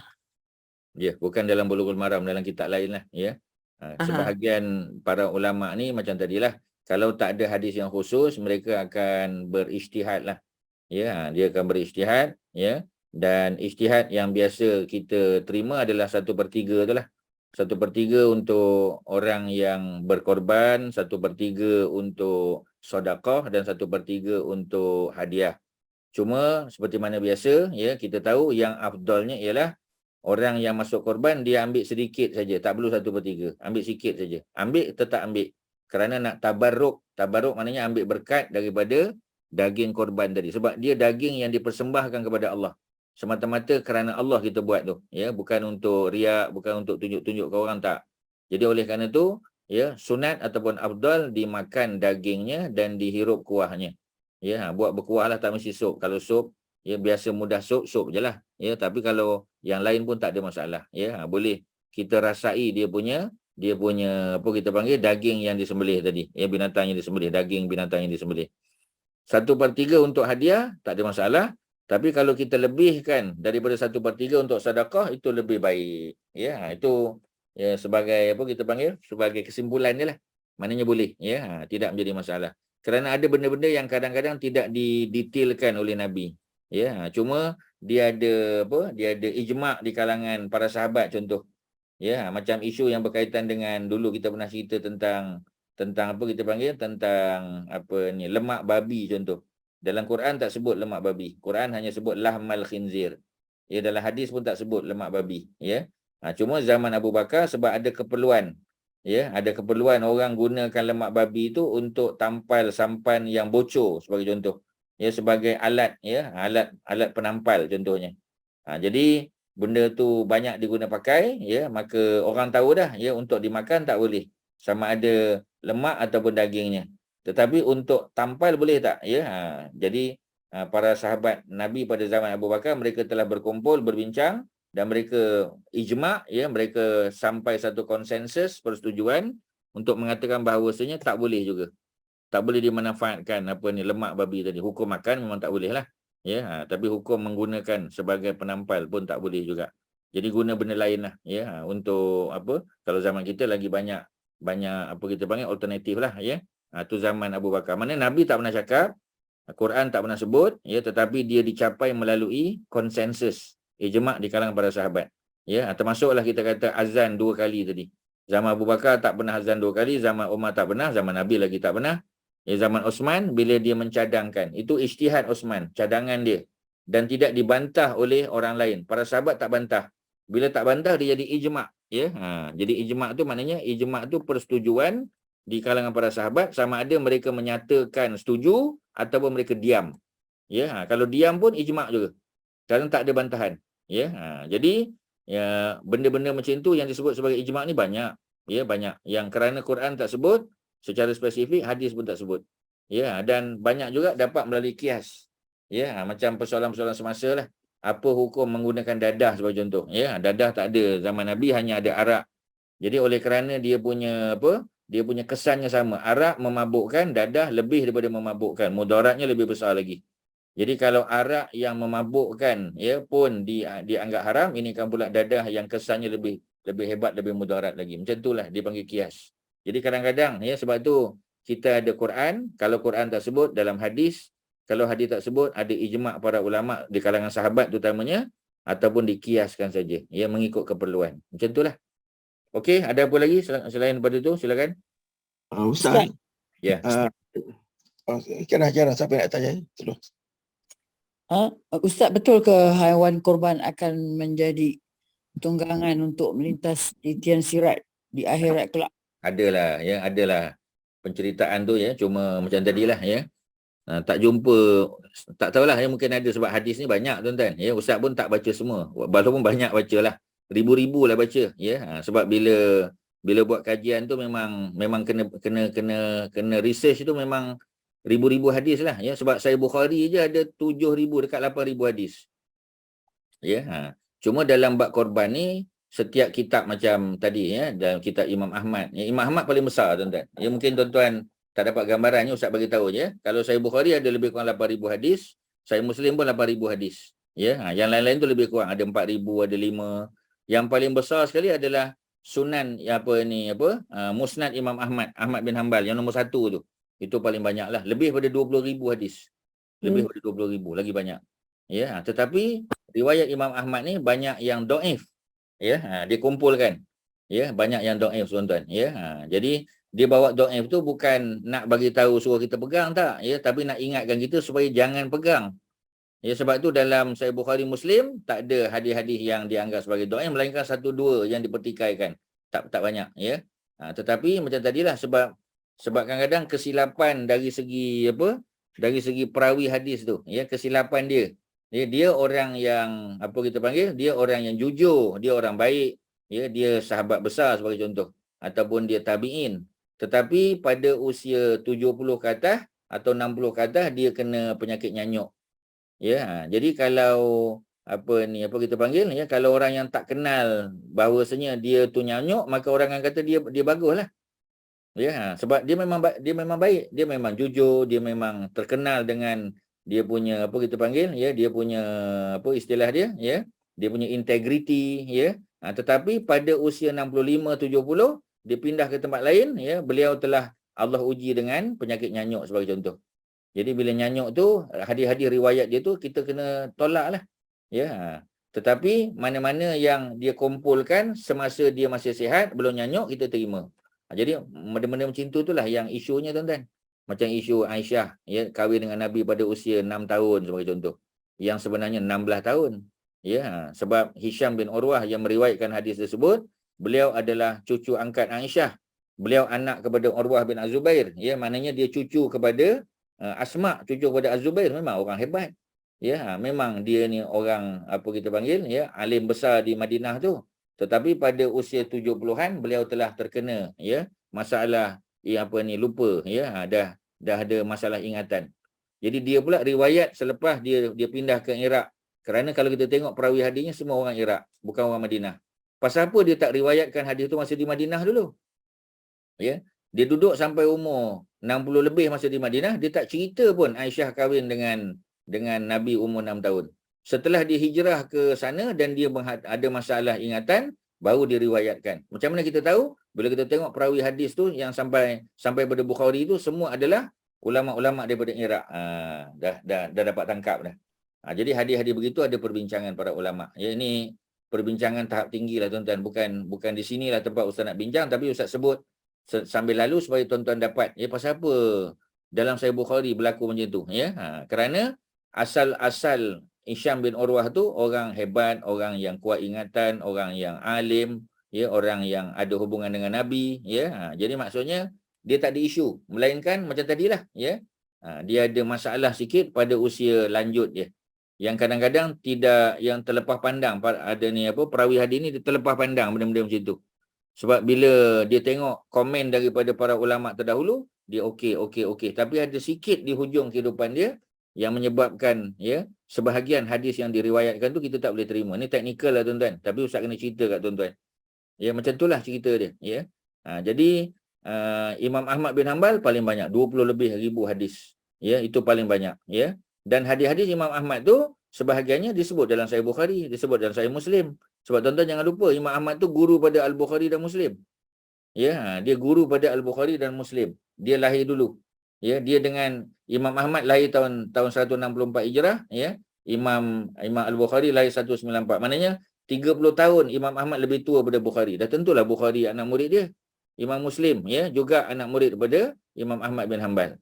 Jadi sebahagian daripada hadis-hadis yang diriwayat oleh Bukhari Muslim tu, ya, hadis yang lebih kurang sama. Tetapi Al-Bukhari Muslim dia tidak ambil direct daripada Imam Ahmad. Kerana pada masa Imam Ahmad hidup, guru Imam Ahmad tu masih ada lagi. Guru-guru dia, ya. Sebab itu Al-Bukhari dan Muslim ada yang dia direct je, dia bypass Imam Ahmad tu. Ya, dia terus saja, ya, pada guru-guru Imam Ahmad lah. Ya, macam kita kata, ya, beberapa orang tokoh-tokoh hebat lah. Ya, Ali Al-Madini sebagai contoh, ya. Imam Ali Al-Madini ni guru Imam Ahmad. Masa Bukhari Muslim mencari ilmu, mencari hadis, Syekh Ali Madini ni masih hidup. Jadi walaupun Imam Ahmad ni guru pada Bukhari Muslim, tapi bila nak ambil hadis tu, ya, sebab Imam Bukhari dan Muslim jumpa dengan Syekh Ali Madini tadi. Jadi dia ambil direct je. Dia tak ambil, kalau dia ambil Imam Ahmad kena tambah satu perawi hadis tu. Tapi kalau dia tak ambil Imam Ahmad, dia ambil direct pada Ali Al-Madini, dia dah bypass dah. Jadi maknanya perawi hadis tu lagi shorter, ya. Sebab lagi ringkas perawi hadis, lagi kurang perawi hadis, lagi kuat kedudukan hadis tu. Lagi ramai, lagi panjang, lagi bermasalah, tuan-tuan. Macam itulah cerita dia. Dia teknikal lah. Ya, harap-harap tuan-tuan boleh dapat. Kalau tak berapa dapat, kita ulang-ulang lah nanti bila-bila masih ada peluang. Okey, ada apa silakan. Last, kalau ada soalan lagi. Kak Ustaz, Maria, ya, Kak Mai. Hadiah tu include siapa Ustaz? Wanted hadiah.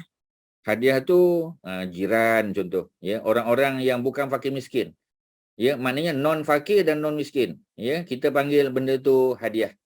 Kerana yang layak untuk dapat sedekah adalah fakir miskin. Kita tak boleh bagi sedekah pada abang kita yang kaya, kepada adik kita yang kaya, tak boleh, ya. Dia bukan nama sedekah, itu nama hadiah. Jadi selain daripada fakir miskin, itu adalah hadiah. Jiran, ya, dan pasti, ya, kepada muslim lah, bukan non muslim. Kalau non muslim termakan macam mana? Ya, katalah kebetulan dia termakan. Seperti mana pernah berlaku, ya. Bila bila di kampung sebagai contoh, ya, bila dia bahagi-bahagikan tadi daging korban, terhantar ke rumah orang bukan Islam. Ya, pasal macam di kawasan Kuang ni dia ada orang asli. Ya, ada orang asli, ada Cina, ya, ada India, walaupun tak ramai tapi ada. Jadi dia tersilap hantar. Ya, budak-budak, ya, budak-budak muda kan, kadang-kadang dia terlepas pandang. Salah nombor rumah, ya, dia letak di rumah orang bukan Islam tadi. Orang bukan Islam tu pun ambil, masak makan, ya. Macam mana tahu, ya, bila orang bukan Islam tu pergi ke pasar. Dia pergi pasar, jumpa dengan geng masjid, sebab dia kenal, dia kata, oh, thank you Haji, dia kata. Ya, apa ni, fresh meat, dia kata. Ya, semalam kita sudah dapat lah. You punya sembelih, ya, memang sedap, memang fresh, dia kata. Kita pun terkejut. Kita kata masa bila pula kita bagi kat dia. Kita pun pergi check dengan group delivery. Delivery kata dah silap. Jadi berapa banyak yang dibagi kepada orang bukan Islam tadi, ya, secara tak sengaja. Katalah 1,5 kilo. Jadi dalam mazhab Syafi'i, ya, disarankan supaya pihak jawatankuasa pergi ke pasar, ya, kalau dia dah duduk di pasar, beli je 1,5 kilo, terus sedekahkan kepada fakir miskin sebagai ganti kepada daging korban yang telah tersilap dimakan oleh orang bukan Islam tadi. Selesailah. Macam tu je cara dia. Okey, ada apa? Silakan. Sebelum Tu Ya. kena makan kaum kerabat yang dekat ke? Kalau ada, yalah macam sebab kita tahu jiran yang terbaik adalah jiran yang lebih banyak dia punya apa kita panggil kelayakan daripada orang lain ialah jiran yang saudara kita.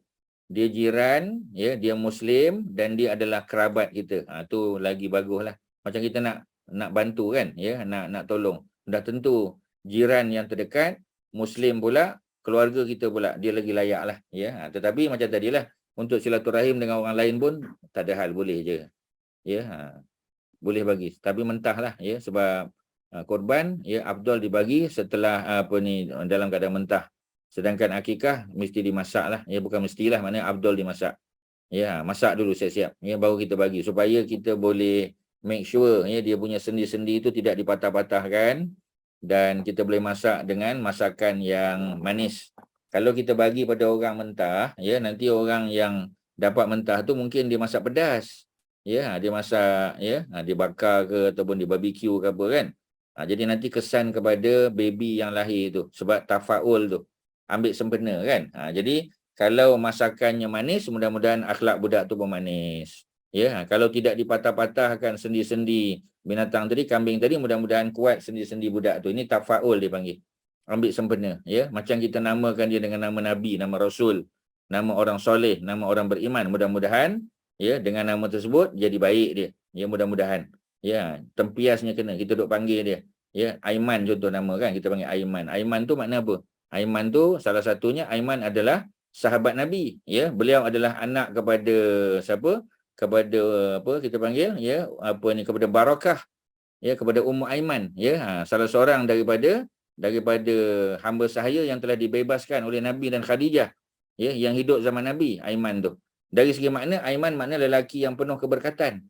So kita panggil dia Aiman, memang berkat sungguh mudah-mudahan. Ya, kerana nama yang baik, ya, nama yang ada kaitan dengan sahabat Nabi pula. Ya, dan kita sembelihkan akikahnya. Ya, kita masakkan dengan masakan yang manis. Apa sajalah, ya, yang manis kita kata. Ya, dan apa lagi tidak dipatah-patahkan sendi tu. Sebab tu kita yang masak di kuali ataupun periuk yang besar, ya, tidak kita bahagi-bahagikan kepada orang lain melainkan setelah dimasak. Jadi kita boleh make sure lah, ya, semua tu berjalan dengan baik. Tapi kalau korban tak ada masalah. Kerana korban dihadiahkan ataupun disedekahkan ketika masih mentah. Okey, ya, Haji Mat Syah, ya, sebelum kita tamat ada apa tadi? Tadi nak tanya yang instruktor, kalau kita nak tambah korban, jadi kalau dah korban satu di tempat kita, jadi nak tambah satu di luar negara, contoh Kampuchea, ya. Tapi yang mula kita dah niat pada untuk kita dan keluarga, yang second one tu dia boleh niat pada orang lain ke, yang kita saudara ke? Sebenarnya kalau dia masih di bawah jagaan kita dah masuklah tu. Ya, jadi ataupun kita namakan orang lain ajalah. Nama orang lain. Kita namakan orang lain. Maksudnya kita punya dah selesai di Malaysia. Jadi kita hadiah aja pada orang lain. Contoh adik kita ni kurang mampu. Dia tak ada buat korban tahun ni. So kita hadiah aja kambing tu untuk atas nama adik kita tadi. Tapi kita bagi tahu dia lah, ya. Sebab bila dia korban, maknanya dia kena make sure dia tidak gunting rambut, ya, kuku dan sebagainya sepanjang 9 atau 10 hari bulan Zulhijjah tu. Jadi kita mention pada dia. Kita kata ni katalah adik kita kan. Adik, kita kata abang nak hadiah, ya, 1 ekor kambing pada engkau untuk korban untuk keluarga engkau. Okey, terima kasih lah dia kata. Tapi kau kena faham, ya, sunat bagi orang yang masuk korban ni, dia kena jagalah, ya, dia punya pantang larang tadi kita bagi tahu dia. Jadi yang lebih baik kita namakan je dia, senang je Haji. Kita keluar duit tapi kita namakan dia. Pahala dapat tak pada kita? Dapat, jangan bimbang. Okey, terima kasih. Ya, sama. Ya. Okey, tuan-tuan dan puan-puan, kalau tak ada apa, sampai situ saja perjalanan akikah dan korban kita, ya. Mudah-mudahan bermanfaat. Ya. Masuk orang kaya tak? Kata jiran kita kaya lah, kerabat kita kaya lah. Boleh termasuk hadiah? Jawapan dia as long as non-fakir, non-miskin. Okey. Ya, as long as non-fakir, non-miskin, kaya raya ke apa, tak ada masalah. Tujuannya untuk silaturahim. Kamai, ya, untuk silaturahim. Boleh, tak ada hal. Cuma macam tadilah kan, kalau ada orang lagi memerlukan, bagi orang memerlukan lah. Ya, jadi jiran pun tak ada masalah sebenarnya kan. Dan kita, tapi kalau kita nak bagi yang portion kita lagi bagus lah. Portion kita yang 1/3 tu kan, kita ambil juga 1/3. Tapi tujuan kita untuk masak dan bagi kat orang, contoh. Ya. Cuma afdalnya bagi mentah, itu je lah. Ya, portion kita tu kita bagi pada jiran yang kaya tadi. Boleh tak? Jawapannya boleh. Dapat pahala hadiah, insyaAllah. Okey, ya. Wassallallahu ala sayyidina Muhammadin wa ala alihi wa sahbihi wasallam. Alhamdulillahirabbil alamin. Assalamualaikum warahmatullahi wabarakatuh. Waalaikumsalam. warahmatullahi wabarakatuh. Terima kasih Ustaz. Ya, sama. Assalamualaikum warahmatullahi wabarakatuh Ustaz. Terima kasih Ustaz. Sama-sama. Terima kasih Haji Nazri, Haji Mat Syah semua. Sama-sama. Okay, terima kasih semua. Terima kasih Nazri. Terima kasih. Sama-sama. Masih Abang Syah. Terima kasih semua. Okay.